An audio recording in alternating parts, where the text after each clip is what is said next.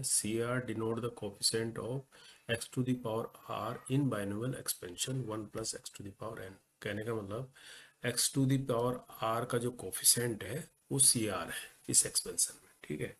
और आपको एक ये बाइनोमियल एक्सपेंशन दिया है पी एन की फॉर्म में, ठीक है। और फाइनली पूछा है 1/p2n का summation from n equal to 1 से लेकर 25 तक का, ठीक है, ये पूछा है। तो आपको जो ये एक्सप्रेशन दिया है ना बाइनोमियल, इसको लिखो पहले। पी एन इक्वल टू दिया है C nought minus C one plus 2² upon 3 C2 minus 2³ upon 4 C3, इस तरह से है ये, ठीक है। और लास्ट में जाके जो है इसको क्या है -2 की पावर n+1 और c की पावर Cn, है ना, ऐसा है ये, ठीक है। इस तरह से। और पूछा है 1/p की P2n में, है ना, इससे पूछा है, यानी n की जगह P2n है, इसमें अपने को लाना है आंसर।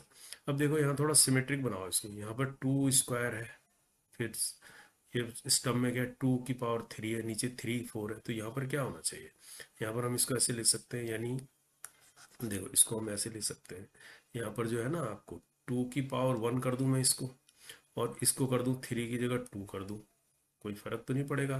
तो इसको मैं लिख देता हूँ क्या C1, ऐसा था ये, फिर बीच में माइनस था ये।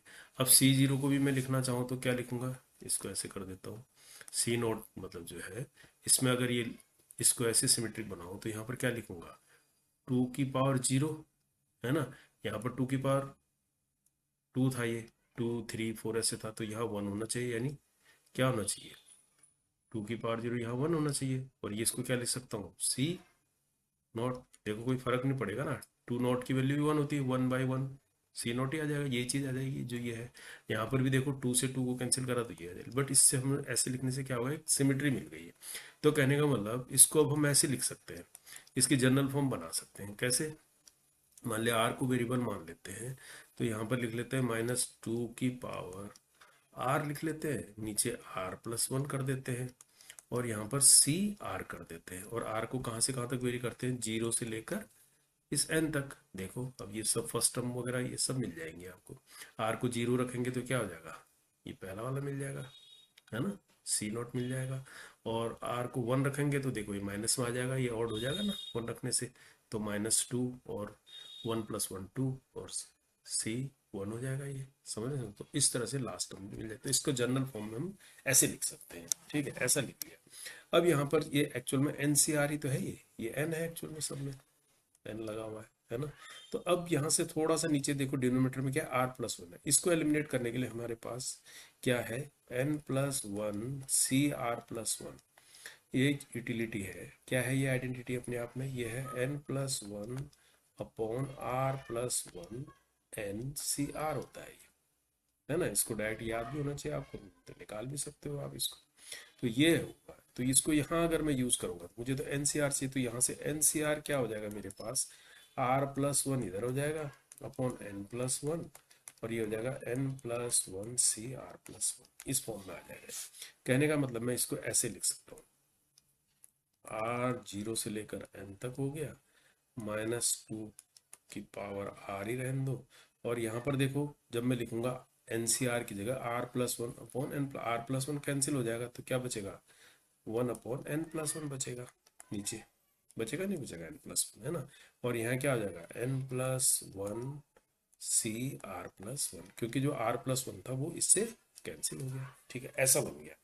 अब यहाँ पर वेरिएबल तो r है, r ही तो मूव कर रहा है 0 से लेकर n तक, तो n+1 जो है ये इसको हम बाहर भी ले सकते हैं, ये तो कांस्टेंट सा ही हो गया। तो कहने वाला हम इसको और थोड़ा इजी बनाने के लिए इसको 1/n+1 को मैंने लिख दिया बाहर, ठीक है। अब इस सिग्मा के अंदर रखा r 0 से लेकर n तक -2 की पावर r, और ये हो गया n+1 CR+1, ऐसा हो गया नहीं हो गया यहाँ तक, ठीक है।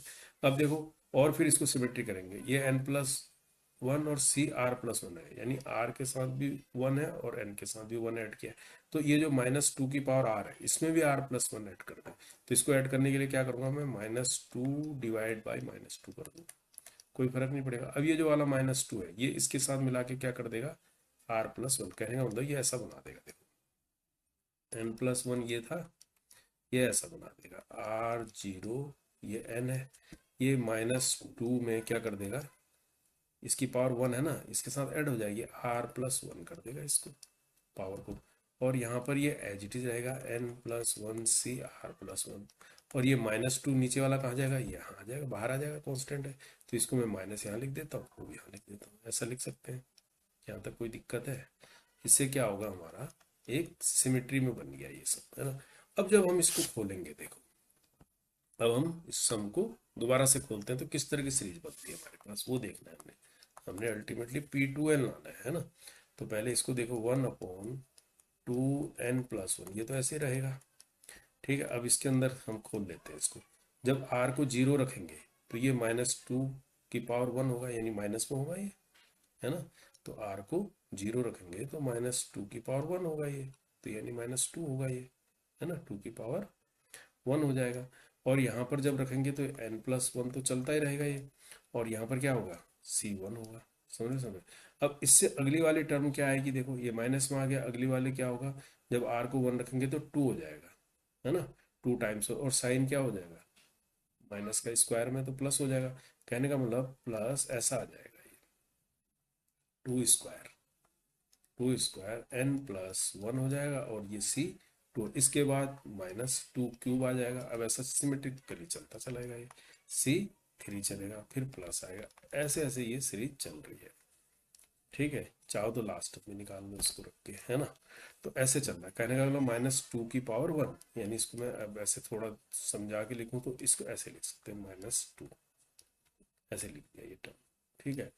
अब थोड़ा सा और आ जाओ, अब ये अपने आप में किस तरह की सीरीज है, इस सीरीज को आपने देखना पड़ेगा, 2 2 स्क्वायर 2, अब ये इसको निकालने के लिए यहाँ से आएगा 1+x⁻n+1 को अगर ओपन करते हैं बाइनोमियल से, तो ये क्या आता है, n+1 c0 plus n+1 c1x plus n+1 c2x² n+1 c3x³ and so, ऐसे तो आता है ये, क्योंकि n+1 है, अगर खाली n होता तो n हो जाता है यहाँ पर, nc0 nc1 nc2 ऐसे होता है ना, होता है।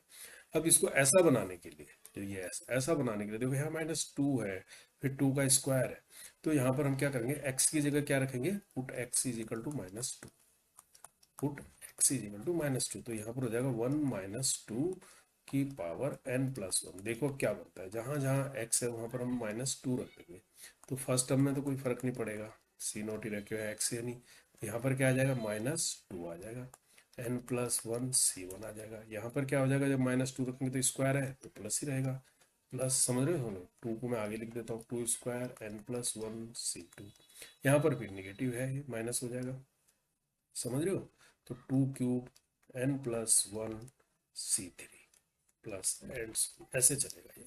तो कहने का मतलब, अब देखो ये जो हमारे पास है ये ऑप्शन Pn है ना, इससे मिलता जुलता आ रहा है यहाँ तक, ये देखो यहाँ तक ये ऐसा मिल रहा है पूरा, है ना। तो इसका मतलब अगर मैं इसको ऐसा लिखूँ, -1 - 2 n+1 कर दूँ, और इसको इधर ले देता हूँ -n+1 c0, तो मेरे पास यही बचेगा खाली, -2 n+1 c1 plus 2 square n+1 c2 -2³ n+1 c3 plus, ऐसा बनेगा।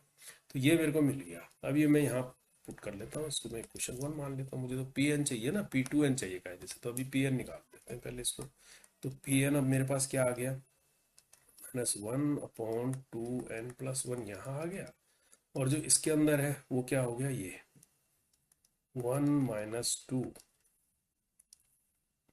की पावर हो गया n+1, माइनस हो गया n+1 c0, ऐसा हो गया, रख दिया मैंने। अब n+1 c0 की वैल्यू कितनी होगी, 1, nc0 1 होता है, तो ये भी 1 ही होगा, है ना। और यहाँ पर क्या होगा, 1 - 2 की पावर n+1, लेकिन हमें चाहिए क्या, ये भी तो देखना है, हमें चाहिए 2n, तो P2n अगर हम लाएंगे तो जहाँ जहाँ n है वहाँ क्या कर देंगे, 2 कर देंगे, तो यहाँ पर -1/2, यहाँ पर क्या हो जाएगा, 2n+1 हो जाएगा, ठीक है। और यहाँ क्या हो जाएगा, 1 - 2 है ना। पावर में n की जगह क्या आ जाएगा 2n+1। यहाँ चाहे n की जगह 2n हो, है, तब भी ये क्या हो जाएगा 1 ही होगा, इसकी वैल्यू हमेशा 1 ही आएगी, चाहे यहाँ कुछ भी हो जाए इसके ऊपर, है ना। तो इसकी वैल्यू जो है 1 ही होगी, तो ये 1 हो गया, ऐसा हो गया। ठीक है, अब इसको थोड़ा आगे कर लेते हैं और सोल्व। अब कैसे करेंगे, -1/2 2n+1 है ये, है ना। अब इसको खोल लेते हैं, 1 में से 2 गया -1 हो गया, यानी -1 की पावर 2n+1 और -1 ये है। अब ये n किसको बिलोंग कर रहा है, नेचुरल नंबर को बिलोंग कर रहा है, ऐसे तो कर रहा है। तो n को 1 रखोगे तो क्या आएगा, ये 3 आएगा। n को 2 रखोगे तब क्या आ जाएगा, 5 आ जाएगा, यानी ये ऑड आएगा हमेशा, क्योंकि 2n+1 है ना, तो ये ऑड आएगा। तो -1 n की कोई भी वैल्यू रखेंगे तो इसकी वैल्यू क्या आएगी, हमेशा -1 ही आएगी, तो इसको भी यूज़ कर लो। -1/2 2n+1 तो इसके अंदर है, तो इसके अंदर क्या आएगा, हमेशा -1 आएगी फर्स्ट टर्म, और ये -1 पहले से ही है, तो ये मिला के क्या हो गया, -2 हो गया। अब -2 जब बाहर आएगा तो इसको प्लस कर देगा, इसको कर देगा प्लस, और ये इस 2 को कैंसिल कर देगा, यानी 1/2n+1 बच जाएगा नहीं बच जाएगा। ये आया मेरे पास P2n, ये तो P2n आ गया, लेकिन मुझे क्या चाहिए, सिग्मा 1/P2n के अंदर चाहिए ना, तो मैं यहाँ से ये ले लेता हूँ 1/P2n, अगर लूंगा तो ये क्या हो जाएगा, ऊपर चला जाएगा, 2n+1 हो जाएगा इसकी वैल्यू, ये हो जाएगा। अब मुझे जो निकालना है वो देखो, n 1 से लेकर 25 के बीच 1/P2n, ये तो चाहिए मुझे, है ना। तो कहने का मतलब सिग्मा के अंदर n 1 से लेकर 25 के बीच 2n+1 ये चाहिए। अब इस सिग्मा को खोल दो 1 से लेकर 25 तक, तो कितना आ जाएगा, 1 खोलेंगे तो कितना आएगा, फर्स्ट टर्म क्या आ जाएगी 3, है ना, और सेकंड टर्म क्या आएगी 5, फिर क्या आएगा 7 आएगा, ऐसे आएगा, फिर 9 आ जाएगा, एंड सो लास्ट में क्या आ जाएगी, यहाँ पर 25 2 जा 50 51 51, यानी 51 तक आ गया ये। अब ये अपने आप में कैसी सीरीज है, अर्थमेटिक प्रोग्रेशन, एपी सीरीज बन गई। इसका सम निकालना आना चाहिए। अब इसका आसान तरीका ये है, इसकी फर्स्ट टर्म क्या है 3 है, और लास्ट टर्म भी पता है 51, इससे निकाल लो। तो s इज इक्वल टू क्या हो जाएगा, n/2, ये होता है ना फार्मूला, n/2 a+l। अगर आपको लास्ट टर्म पता है तो शॉर्टकट तरीका ये है।